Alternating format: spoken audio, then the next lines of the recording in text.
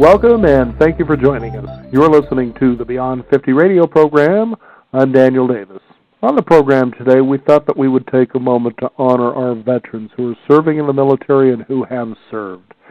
Pretty much most of the World War II veterans that served our country so well in one of the most memorable wars in American history have pretty much passed, and for that moment, we would take a moment of silence to remember what they have contributed to our society. But then we move into the War of Korea and then Vietnam, and that is where we're going to be honoring our veterans who have served in what seems to be the forgotten war.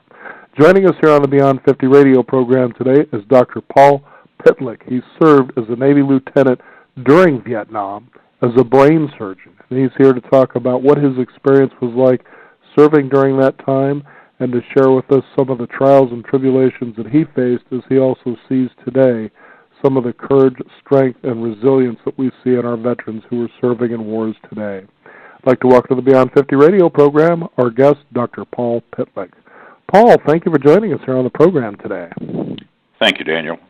Now, the last time we did a segment during May, our Memorial Weekend, was with a World War II veteran who actually happened to be in Pearl Harbor on a ship the day that Pearl Harbor was attacked. And there was nothing more stunning and chilling as he began to unfold his story about what his experience was. And he was even fortunate enough to shoot down 2 planes. And this was while they were in Pearl Harbor. But a lot of times it seems that as the war comes and goes, it becomes forgotten, especially in American society, unless you were directly involved with someone who was in it or, you were in it for yourself. And you kind of really have to feel for veterans who don't sometimes get the kind of attention that I think they deserve.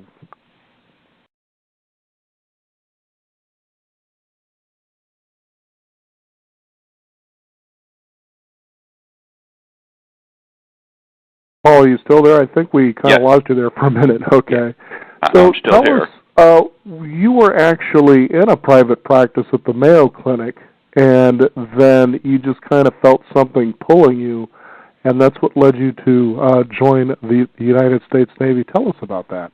Well, it's slightly different. I trained as a neurosurgeon at the Mayo Clinic. Okay. I wasn't on the permanent staff, Daniel, and when I completed, ordinarily, a young neurosurgeon, just like any other physician who's trained, goes into private practice, joins another individual with a similar expertise, or goes out alone or goes to a university setting. In my case, I was, to put it differently, I was emotionally drifting. I did not want to go into private practice. I'd been offered 2 positions. They were very handsome practices in Minnesota and Wisconsin. However, I was reluctant to sign on, and I really couldn't put my finger on it. I didn't know what was behind all of this.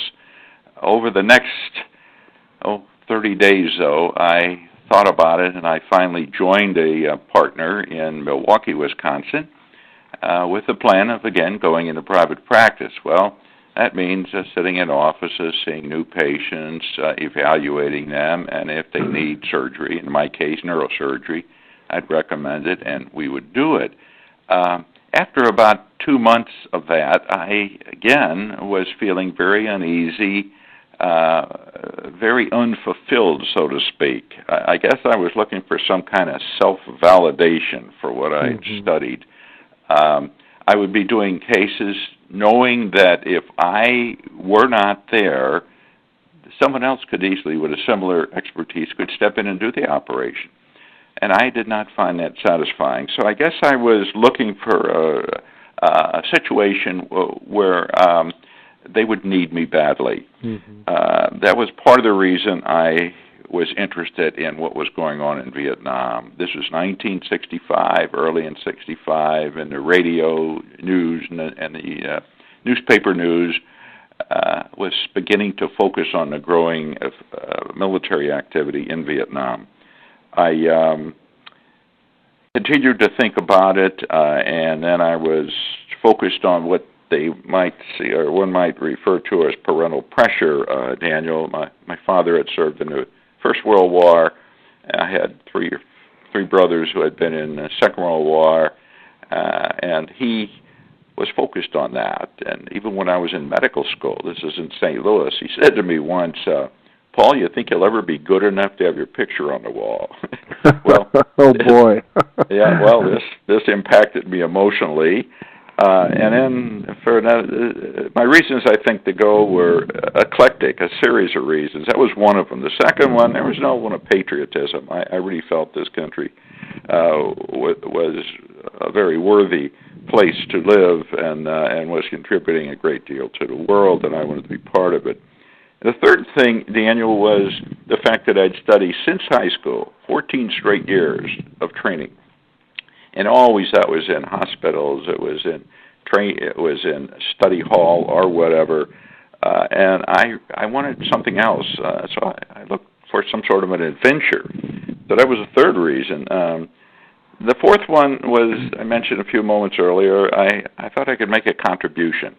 So I called the Navy in Washington, D.C. at the Pentagon. I offered my services, and I suggested I'd like to go to a place where there was a crying need, and I really didn't care where that was. And I remember the recruiting officer I talked to said, Doctor, we got just a spot for you.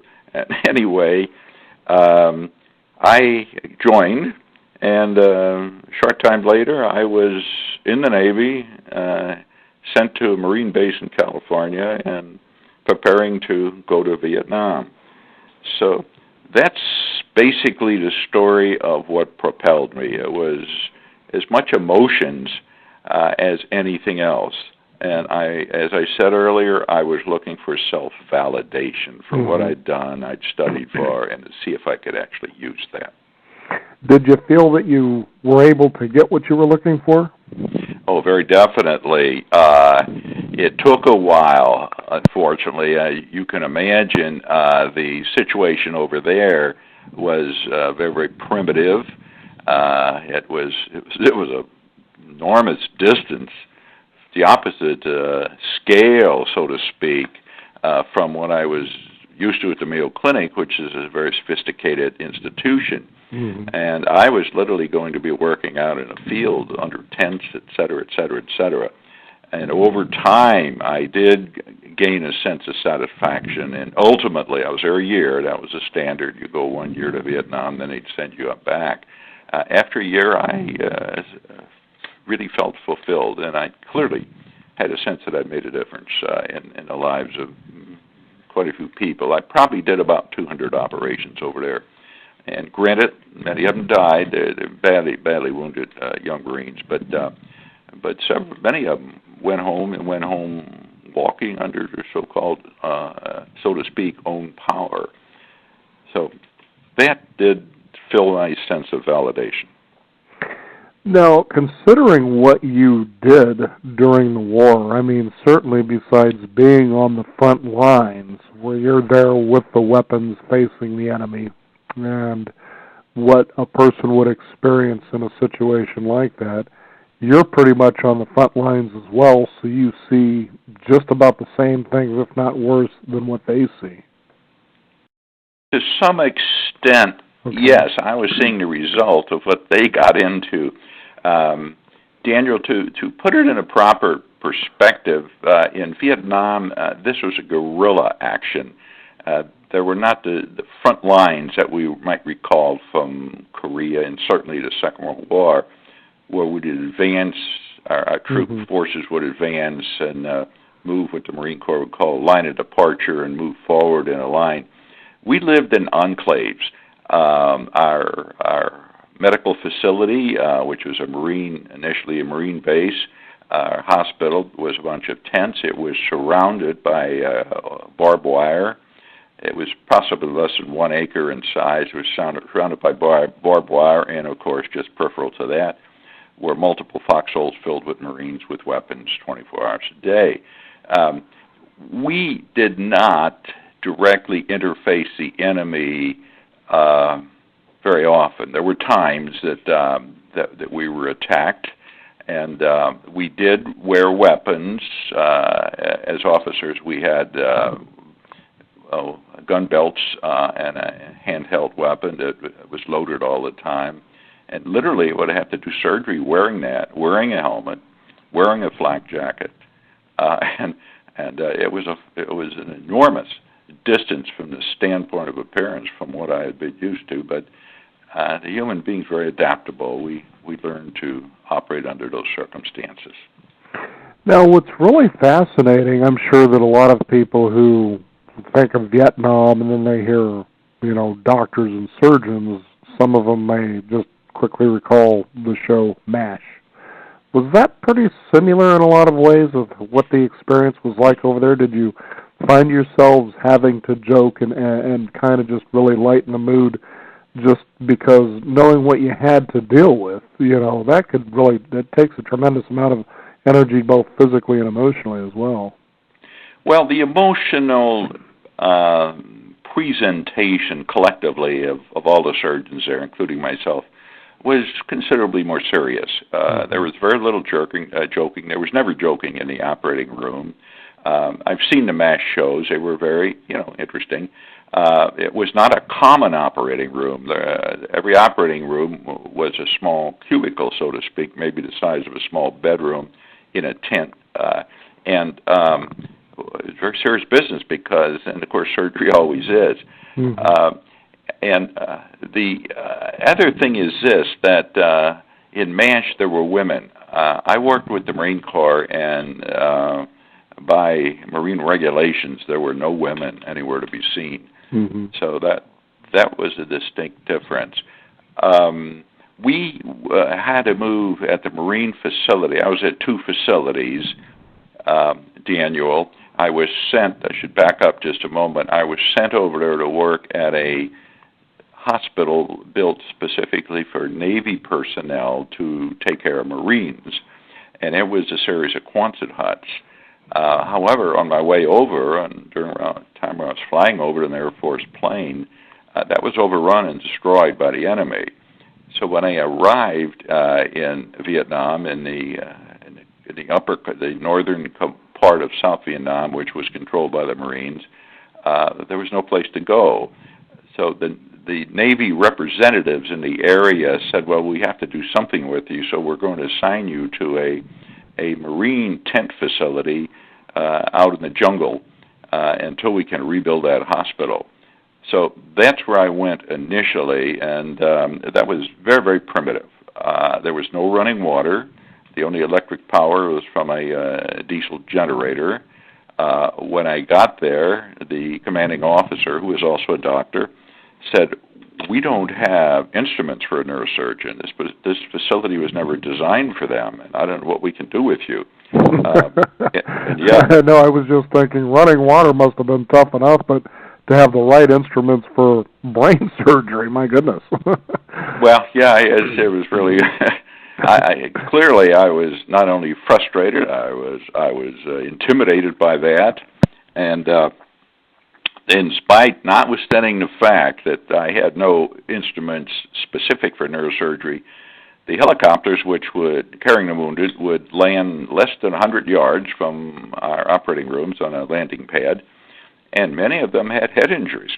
Mm-hmm. And I was forced to operate with those primitive instruments.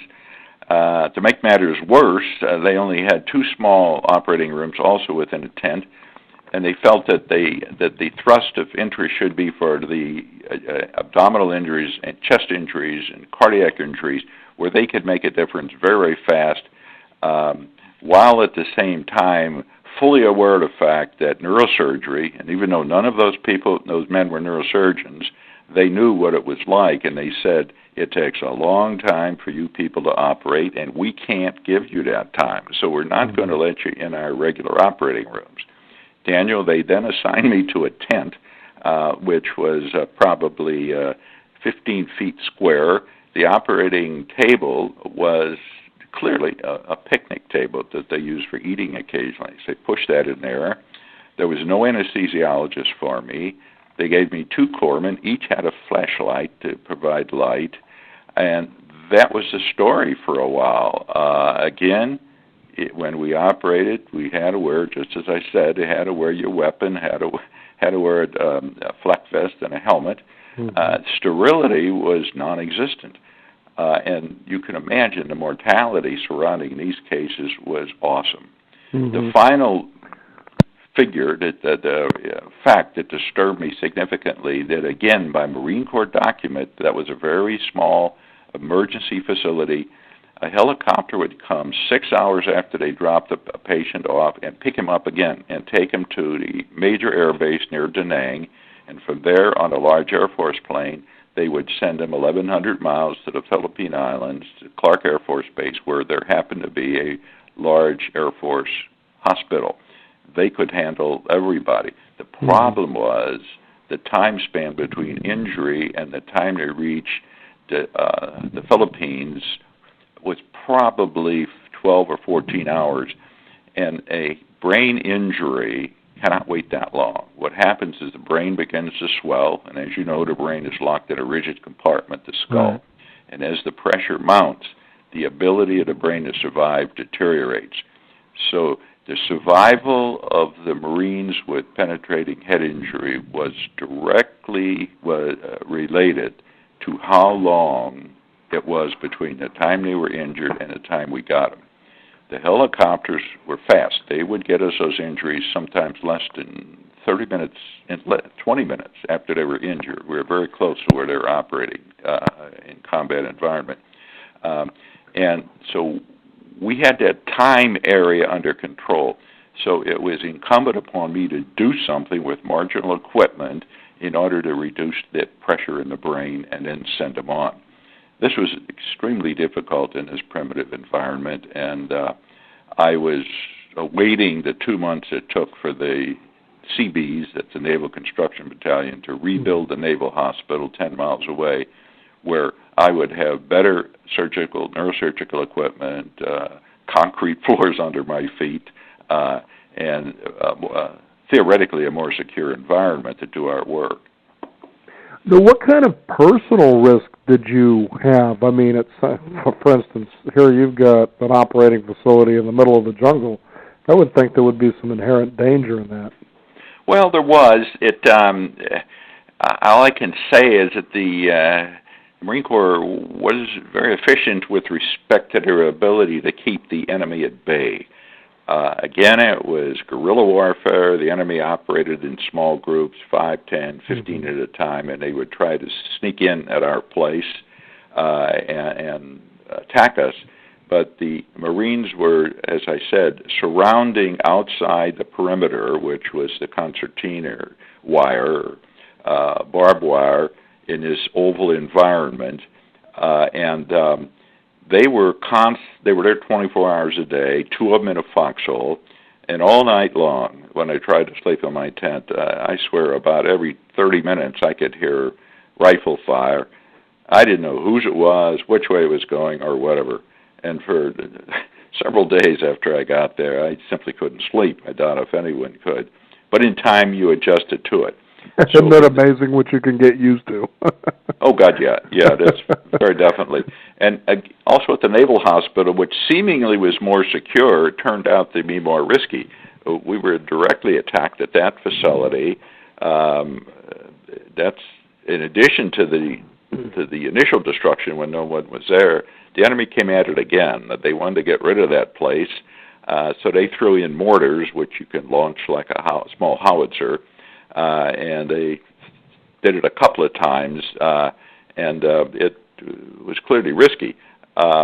Again, the Marines would push them back, but there was an element of personal risk, but there's no question it was not anything like the Marines who were tramping around in the jungle were up to every, minute by minute. Mm-hmm. Your book is titled Blood on China Beach. Tell us how you came for that title there. The beach was, again, our hospital was just about 200 yards inland from the South China Sea, and we were on a sand area. Mm-hmm. And it was operated by the Navy. It was simply called U.S. Naval Hospital Da Nang. However, after about 2 years, the Marines were moved out, the Army moved in, and they called that same facility, that same beach, China Beach. And ultimately, there was a radio or a TV series called China Beach that was telecast, I think, for a couple of years. And it echoed, it presented what was going on. The Army did allow women, so women were allowed in that area then as nurses. And so I simply named the book Blood on China Beach, indicative of the amount of trauma and blood loss in that area on a beach that the Army called China Beach. Okay. Now, were there ever any points that you just felt that, I don't know if I can, keep going on in this? I mean, a year is a long time in a war. I think even a day, even a week, even a month would be forever. But for a year, doing the kind of work that you were doing, brain surgery in a war zone, and seeing what was coming to you and the men that you had to help save, and in many cases, you were saying most of them died even post-surgery just because of the trip, to the Philippines. Was there a point that you tried to dig deep to find the resolve just to keep going? Well, I was a young man. I think I was 32 at the time, and you're energetic at that age.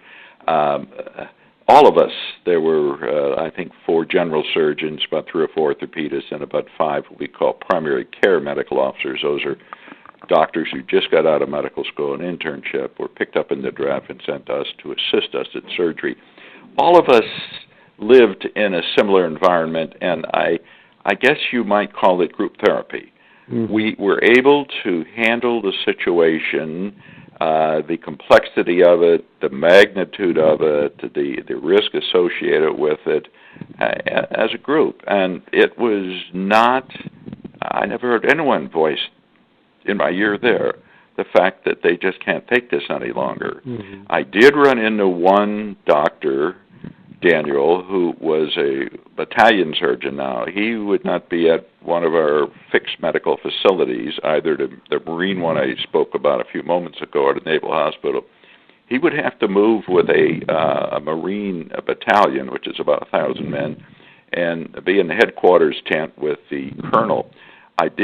He came to our hospital one time, and I did hear him say, "I won't go back. I don't care what they do, but I'm not going back out there. I can't take it anymore." I really don't know what happened. I'm sure the authorities got involved there, but probably evacuated him for emotional reasons. That never happened at our place at either of the 2 facilities. A lot of the men were married and concerned. I was not married at the time, so that was not an issue for me. Mm-hmm. And they were lonely. But again, we were constantly busy, and with that, the physical activity and the intellectual demands, it seemed like our emotions were metaphorically put on a back burner, mm-hmm. and we were able to get the job done. Because you were solving problems, it was kind of like putting together a puzzle. You could see how the emotions can be put back because you're in there with, even though it's at times a challenging environment, certainly an interesting one. Would that be a right way to put that? Yes, it would. Okay. Yes, it really would. Okay. Every case was a different one. It was a different challenge. And I can tell you this, every time I walked into an operating room, I knew what I had to do, and no matter how long the operation took, it seemed like it went by in 5 minutes because I was constantly involved in preventing massive blood loss, controlling the situation, and simply getting the patient off the operating table alive. Another problem for us was, as you might imagine, most of the Marines were injured by exploding devices, mm-hmm. mortars, or they'd step on landmines, and that would hurl multiple fragments around. They'd hit 2 or 3 guys at once, and anyone who was hit usually had 5, 6, or 10 penetrating sites. Under those circumstances, you had more than once. We had 4 or 5 people operating on a patient at one time. Now, in the United States, I never had that happen. I always had the satisfying experience of having that patient myself. But over there, you had to deal with every part of the body, including the bleeding arms, including mm-hmm. the bleeding from the lungs or chest, even from the heart and the abdomen. It required simultaneous efforts on the part of 3 different disciplines of surgery. So again, that was challenging, and I guess that too was effective in suppressing any anxiety and any depression that might be creeping in our minds. I would imagine, Paul, in listening to you, that you must have had a pretty good bedside manner. That always seems to be an important thing for people to know, so I wondered. Well, in that circumstance, Daniel, everybody I saw initially was unconscious. Right. Okay. So let's get it done, get it out next. Yeah, there was very little chance to talk to them. Now, some of them would wake up after surgery, and I could talk to them. But associated with all of this, there's some pleasantries. I remember one humorous episode, and it shows up in the book. A Marine had been shot in the back of his brain called the cerebellum, and the bullet was in there, and he was bleeding from that site, although that part of the brain doesn't render you unconscious. So the helicopter brought him in. I took an X-ray. I realized what he had. I walked up and said, "Private, you have a bullet in your brain, and I'm going to have to take that out." And Daniel, before I could say anything, correction, the patient then responded. He said, "Well, doctor, have you done this before?" and a corpsman who was standing there said, "No, he never has, but he wanted to try. Now, hold still." Fortunately, the patient did well and went home. I'm not sure he was very happy with us, but he went home. So there were pleasantries, and we had a chance, more than once, to talk to some patients and to appreciate their experiences. I was of the impression that the Marines, and I'm sure the Army troops were the same, they didn't complain much. If they were injured, they just said, "Sir, whatever you have to do," if they could talk. And that was about, there were very few complaints. They were well-disciplined people. And I was impressed with those people. It really was. Fascinating. It's always, interesting to hear true perspective sometimes in light of sometimes the shows or whatever it is that really depict what actually happened. And even more interesting to hear from someone like yourself who was there doing surgery and taking care of these fine young men that had served our country so well. What do you think was one of the biggest takeaways for you in this 1 year, besides the fact that you felt validated that what you did really mattered, that you gained from this experience? I'm glad you asked that question because something did happen.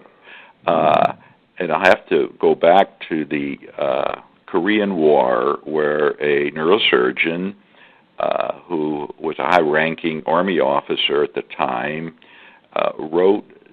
accumulated data with gunshot wounds to the head and wrote a book which became the official document for the military for head injuries in war. Now, part of that said the following: if there are pieces, and when a bullet goes in through the head, you can imagine it fractures the skull, it makes a little hole, and the bullet penetrates the brain and causes damage which has to be controlled. Also, small fragments of the skull that were fractured going in are hurled at angles rather than parallel, at true course like the bullet, and they're lodged in the brain. Now, this neurosurgeon drew the conclusion, for reasons I'll never understand, that if you didn't take those little bone chips out at the first operation, you had to do an X-ray, identify him, take the patient back to surgery, and do a second operation. I did not believe that was real. First of all, it's very dangerous to take a patient back to surgery the second time under any circumstances. Also, you have to literally take out more of his brain, and every time you take out brain, you run the risk of further mental compromise, and you may turn him into a mental defective person. So I refused to do it, and this caused a lot of consternation at higher levels. Although the Navy supported me, the Air Force Hospital in the Philippines was communicating back that this was unacceptable. They had the book, the Bible, from the War Department, which says you will do a second operation, and I refused. So I began evacuating my patients via a different route. We sent them to Japan. There was a naval hospital there at Yokosuka, and they agreed not to reoperate on these people, and then they sent them back to naval hospitals in the United States, where I happened to have a couple of friends who were in on this, and they said, we won't operate, we'll see what happens. None of these people got infected. Wow. Not one. So when I got back to the United States, I did an animal experiment at the Naval Hospital of San Diego. It was published in our journal, the major journal, which is our Journal of Neurosurgery. And the upshot of this was that there was no rationale in reoperating on patients with retained bone fragments. And in fact, it's dangerous. Well, you can imagine what the neurosurgeon who wrote the book had to say about this. He was livid. However, with this bit of information, more neurosurgeons, particularly those following on in Vietnam, also began to think just as I did. And as of 1990, that document in Washington was revised, and it states now that you will not operate on a patient to remove retained bone fragments. And Daniel, this is the single thing in my mind. I sent a lot of people home alive, but this is something that will live on. I'm sure in Iraq and Afghanistan, the young neurosurgeons are following this policy, which is now in order by the War Department to not reopen these people. A lot of young troops who are, going in and trusting their lives as doctors and surgeons will be able to profit by the fact that they will not have to undergo a second operation. And that is the single most important thing that I accomplished, and I'll take to my grave the satisfaction of that. Well, that's big. I mean, there's no doubt about that. And it made me just think as you were saying that, what does your family think about your service now? Sounded like you were getting some elbowing there when you were, before you went, and after all of this. Oh, you made my father? Yeah. How does that picture on the wall look? In other words. Well, that's kind of interesting. And we'll back up. When I left St. Louis, one of my sisters took me to the airport, and I said goodbye. And as I started to go down the ramp to the plane, she said, "Do me a favor. When you get out to Camp Pendleton, that's a Marine base in California, and get a uniform. Go right down to a photographic office. Get a photograph made in uniform and send it home." He says, "Dad will be very impressed." Well, anyway, of course, next time I heard from her was about 3 or 4 weeks later when I'm in Vietnam, and her letter simply said he had it out of the box and on the wall in 20 minutes. Wow. so anyway, I had arrived at an acceptable son in his mind. Mm-hmm. It's interesting how things like that can impact us, but that was part of the reason I went there in the first place. Now, tell me, Paul, after this year in Vietnam, you spent another 40 years as a neurosurgeon.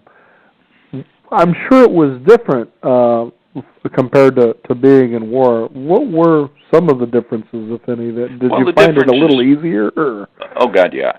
I can imagine.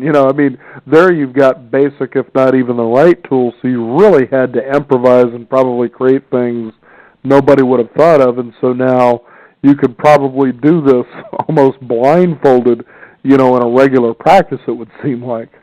Well, there's no question. My ability had improved, not just incrementally. It was almost logarithmically after 1 year. However, I can tell you this: as the years went on, there were more and more introductions to our field. The so-called operating microscope, which has been an enormous contribution to our ability to look in the brain and operate, that was introduced. We didn't have it in Vietnam. We didn't have it in the United States at that time. We didn't have the CT scanners you hear about, the MRI scanners, which are incredibly accurate now.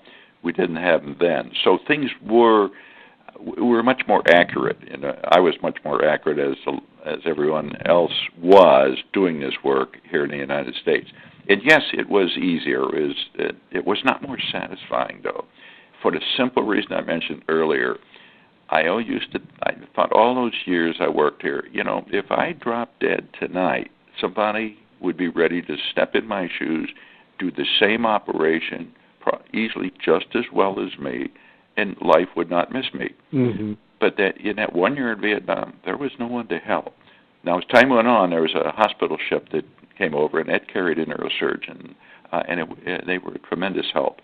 And after I left, I know I was replaced with 2 neurosurgeons, which made it a lot better for everyone. At any rate, during that 1 year early in the war, I had the satisfaction of knowing that I was making the impact, if there was one to be made, and I never had that feeling again. Mm. I'll never forget that year. It was, by my standards, the most satisfying professional and personal year of my life. And as you say that, Paul, you just imagine many people out there that must go through that their entire lives. And you think to yourself, could they ever wake up and find just that moment? For you it was a year, but that's a lifetime's worth, obviously, but many people just don't seem to experience that. And as we do this show, Beyond 50, it's been 10 years now, we find consistently that people get to that awakening. It's called a midlife crisis and other things, but that yearning for does my life really matter? What could I do where I can feel that? And I would think that Blood on China Beach, your memoir here, maybe kind of brings the call for people to start thinking about that. What significance can you make that you feel and experience the significance that you being here, breathing in and out, matters? Yeah, I would imagine a lot of people are impacted or fail to be impacted by that time in their life span when they can do something that is very positive for society. I guess I'll take, for example, the average person who works X number of years and says, well, 6 more months I can retire and then I'll just enjoy life. Well, you and so I you weren't both before, know right? Not a very satisfying life. Right. And, they can go fishing or watch newsreels or whatever. I feel that I had an opportunity of a lifetime, and in retrospect, that emotional drifting after I left the Mayo Clinic was probably the most important thing that ever entered my world, for the reasons I mentioned. And I don't know how else don't know how else I can put it, but it was the year of my life. What's curious is that I can still remember, Daniel, many, not all those operations, but many of them over there as if they were yesterday. And in the 40 years after I came back at work, I can only remember about 8 or 10 of those operations. It's hard to believe, And in that period of time, there were a couple thousand done. So they just didn't have that impact on me that I mentioned before, that I wasn't that important to that person. There were other neurosurgeons not immediately, but within hours available who could step in and take over. What are your thoughts on war from this experience? Well, I guess I remember what I heard a politician say, or was it Winston Churchill, who said, old men make war, young men fight it. I think that war is certainly a last resort. I think you and I both know the Second World War was an absolute necessity. And probably Korea, to hold our position, was. I think Vietnam was a mistake. I think most people believe it, because after we left, the communists who we were trying to hold off and protect from South Vietnam simply rushed in and took over. I think Iraq was an error. I question the value of Afghanistan. I think there are times when war is necessary, but I'm not too sure that we are applying it properly in the last several years from the political standpoint. I asked that question having interviewed, of course, World War II veterans and Vietnam veterans. I was a child of a Vietnam veteran who I watched him go, and I was there the day that he came back. He was a radioman, actually, and what ensued over the next couple of years were people that were from his platoon, and they would come and visit. You would begin to hear the stories and see the photographs, which for a child was pretty alarming. Some of the things that I was seeing. Yeah. But it was also fascinating at the same time, like, what is this? What is this all about? I did join, and I served in the United States Navy in the 1980s. And the biggest event that had happened at that time was, of course, when the Marines were killed with that drive-in bombing, 252 of them. And then, of course, the shelling of Beirut. But I remember the feeling I had, and I was a journalist, that here I was on a ship on my way to the Mediterranean and feeling, oh my goodness, we're going to war here. And it was kind of scary. What's going to happen? And I can only imagine what it must have been like. What were your thoughts on the way there, so to speak? Well, I remember distinctly I was on a plane that left from the Air Force Base near San Francisco, and we flew. It was a large plane about the size of a 707. They call it a C-141. There were probably 150, 200 of us in the plane. And I remember it was almost no one spoke. It was an 18-hour flight. We made a refueling stop at Wake and then got to Saigon. But Daniel, I remember thinking as I sat there and looked at the different heads, straight up. I was toward the back of the plane. I could see most of the people. And I thought, what's going through their minds? And then I realized that about 20% of these people, including myself maybe, are not coming back. Mm-hmm. As I'm sure you know, there were 30-plus thousand people lost in Vietnam. And I'm sure certainly a component on this flight and this group of people also died. It was a little bit frightening, and again, when we landed, it was a little worse. We landed in the airport called Tan Son Nhut in Saigon. They opened the door, and the first thing I was greeted with was about 115-degree heat. Gotta love those tropics. Yeah, and then, of course, I still had to go 300 miles north up to Da Nang, and I asked a crewman, I said, well, how do I get it? He says, well, look out in that field, doctor, and find an airplane that's going up there. And I looked out over from the there was a tarmac loaded with all military planes, American, of course, and there were different types. There were light two-engine planes just to carry freight. There were helicopters. There were observation planes. There were some fighter planes there, and then, of course, big transport. And I remember just walking through that field, looking for one that might go to Da Nang, and everybody I saw had a weapon, either a gun belt with a .45 hanging on his hip or a rifle. And I finally found a plane, asked them if they were going to Da Nang, and the pilot said, yeah, hop in, Doc, we'll take you up there. At any rate, he said, we're going to make a little diversion as we take off because one of my friends was killed yesterday just as he took off, shot down and killed. And that was quite frightening for me. But the realism, like, boy, this really is real. Before it's sort of a fantasy, it's possible, but that certainly makes it real. Mm-hmm. Yeah. Anyway, I sat in the back of this freight plane. It had a stern lift, they'd load stuff in, and I was sitting on a box of hand grenades, and I thought, holy smoke. And so that was took about an hour to fly up. We had to stop at a couple of places and drop off equipment, but the plane had holes in the body of it, and I don't know if the holes came from. I suspect those were rifle shots. That there are a lot of snipers after these things, and for that next 30 minutes in that first 30 minutes, I thought, I think I made a big mistake. But anyway, as I evolved and I emotionally grew up and professionally matured, things were different. And I will tell you this, when I left, It was out on another freight plane, just like I came in, sitting on I don't know what, and I thought, I almost don't want to leave. I really think I'm making a difference over here. Mm-hmm. But anyway, that was the way I had evolved emotionally and professionally.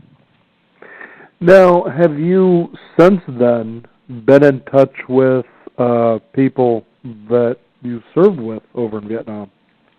A couple. Okay. There was one who was two of them who were surgeons not too far from me. We've occasionally gotten together, but people were scattered around. And at one time, it's about 10 years ago, they had a reunion of the people from the Naval Hospital there, and I intended to go. It was going to be held at Camp Pendleton Officers Club, and the day before I was to depart, I was in a group of 3 neurosurgeons. 2 of them, one was out of town, and the other one suddenly got sick, and I could not leave. I had to take calls. So that was my one chance to greet them all, and I haven't seen them since. Mm-hmm. There was one who called me, who had a son, who was also a young doctor in the Navy, who had a brain tumor, and he asked me if I would operate on it. So it was at a naval hospital in my area. I was in the reserves then, so it was legal for me to go. I did get the hands to operate on his son, and it went well. And he and I went to dinner and talked, and I guess he was the only contact I've made in those years. And by now, I'm not too sure that Mother Nature hasn't stepped in and taken their lives. So a lot of them. The book is Blood on China Beach. Our guest today, Paul Pitlick. Paul, is there a website or a way people can find out how to get a hold of Blood on China Beach? Blood on China Beach, let's see. Barnes & Noble has it, and also Amazon.com. Okay. I know it's available in an electronic form, and there's a hard copy and soft copies that can be purchased. Let's see, it came out about 2 months ago or 3 months ago, and I've got several calls from different people interested in read it, were surprised that I knew anything about Vietnam, didn't know I'd ever been there. For a long time after I came back, I kept kind of quiet about the whole thing, except for the men I worked with. I just went about my business of operating here. But as time went on, and that was part of the reason I wrote it, my wife realized that something was really bothering me about that place. And so a few years ago, she said, why don't you write a book?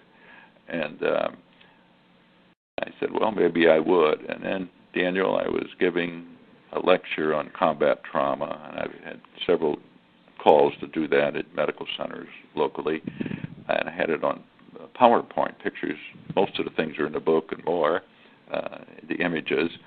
And after the lecture, there were some questions by the physicians, and they departed. And ironically, a young audio-visual technician who was there to set up the projector and the visual screen, etc., walked up to me and he said, Doctor, he said, I've never seen anything like that. He says, that's part of history. He said, don't let it die with you. Mm-hmm. Report it. And with that, and my wife's urging, I wrote the book. And obviously a very significant contribution is now being made to the story that is known as Vietnam. And I think that that's very important because although there will be many lives that won't be remembered, it's their actions and contributions that certainly must be respected, regardless of whether you agree or disagree of why we were there. And that's something, as a veteran myself, you can hear the conveniences of people who have never served to know what it is to serve, for instance, in the military, and to know the significance of that, especially in times like Vietnam. But the fact is, whether you agree or disagree with why we're there, respect the people in the uniform because they've chosen to be there, and they have to do the job that they do without question. And certainly don't let the convenience of you being safe over here, hold a prejudice towards something like that. I'd like to thank you so much for being here on the Beyond 50 radio program, and on behalf of the show, I'd like to thank you for serving our country. Thank you very much. And again, the book is Blood on China Beach, and our guest today, Dr. Paul Pitlick. Thank you again. Okay. You can find out more about this. Visit us at our website at beyond50radio.com. That is the number 50. We will have a hot link there for you to have as well. I'm Daniel Davis. Again, thank you for joining us. On behalf of the U.S. veterans, remember, live your day past halfway.